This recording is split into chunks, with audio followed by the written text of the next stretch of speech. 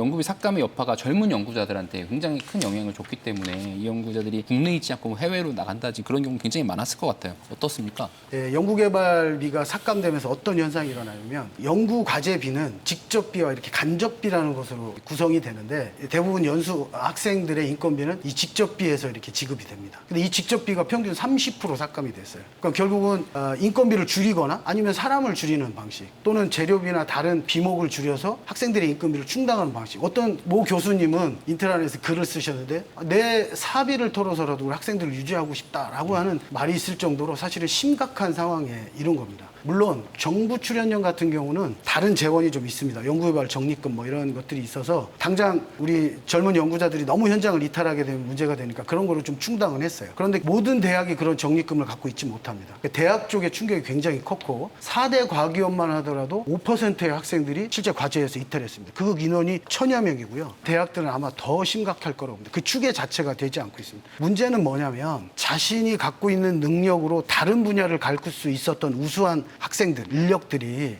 자신의 어떤 장기적 전망을 가지고 이공계에 투신을 했는데 이런 일이 자꾸 벌어지게 되면 딴 생각을 하게 된다는 겁니다. 뭐 한국 사회가 가지고 있는 과학 기술자들에 대한 어떤 선입견들이 여전히 있어서 이런 일들이 계속된다면 사실 우수한 인력들이 굳이 처우가 낮은 이공계를 선택할 이유가 점점 줄어들게 되는 것이 더 큰 문제라고 생각합니다.